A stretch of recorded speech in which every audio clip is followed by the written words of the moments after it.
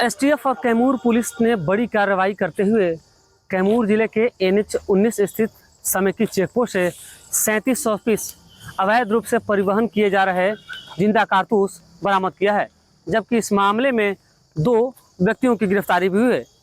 गिरफ्तार जो 2 व्यक्ति हैं, एक शत्रुघ्न शर्मा जो कार चालक है, उम्र करीब 38 वर्ष है, ये औरैया जिले के उत्तर प्रदेश का रहने वाला है, और दूसरा कुमार अभिजीत है जो उम्र करीब 25 वर्ष है, ये नालंदा जिले का रहने वाला है। हालांकि जब गिरफ्तारी हुई तो जो नालंदा जिले का व्यक्ति है कुमार अभिजीत, उसकी निशानदेही पर और कैमूर पुलिस की सूचना पर नालंदा में भी कई जगहों पर छापेमारी हुई। साथ ही ब्रेजा कार भी जब्त किया है।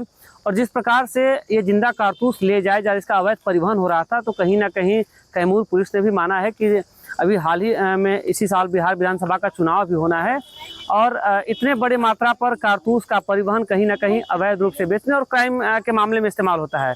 तो इन तमाम चीज़ों को मद्देनजर रखते हुए कैमूर पुलिस गहनता से जांच कर रही है, और जो गिरफ्तार दोनों व्यक्ति हैं उन दोनों को रिमांड पर लेकर कई बिंदुओं पर भी पुलिस पूछताछ करेगी।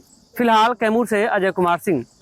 22/6 की रात को हम लोगों को एक एसटीएफ और जिला DIU को एक सूचना मिली थी कि यूपी की तरफ से बड़ी मात्रा में कारतूस का परिवहन हो रहा है।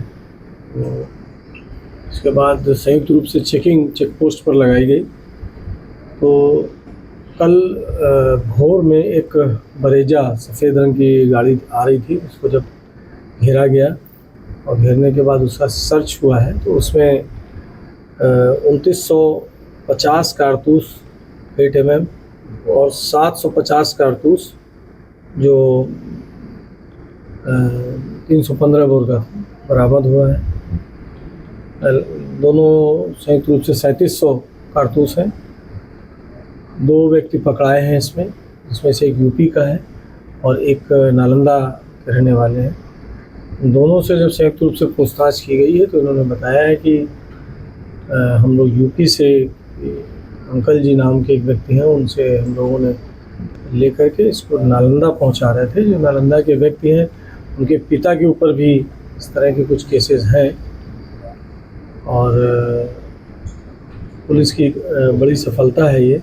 काफ़ी भारी मात्रा में कारतूस बरामद हुए हैं।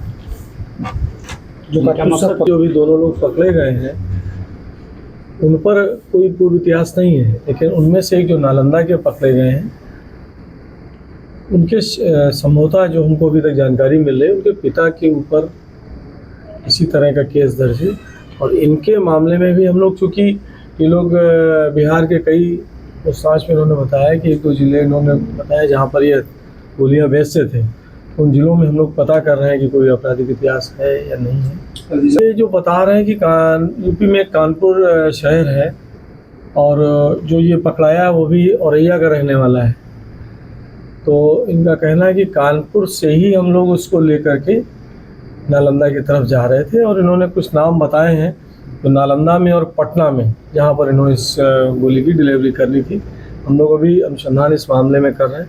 आपको चीज़ और बता दें कि इनकी गिरफ्तारी के बाद और इन्हीं से प्राप्त सूचना के आधार पर नालंदा में भी गोलियां बरामद हुई हैं। इतनी गोलियां ले जाकर के अवैध रूप से इसको ऊंचे दाम पर बेचते थे, और आप तो सर्वविदित है कि गोलियों का इस्तेमाल क्राइम में ही होगा। और अभी हम लोग को इस बात की भी चिंता है कि निकट भविष्य में विधानसभा चुनाव होने वाले हैं, इसलिए इन सब चीज़ों में, इन चीज़ों पर हम लोग कड़ाई कर रहे हैं कि इनका दुरुपयोग या ये सब चीज़ें इधर ना आने पाए।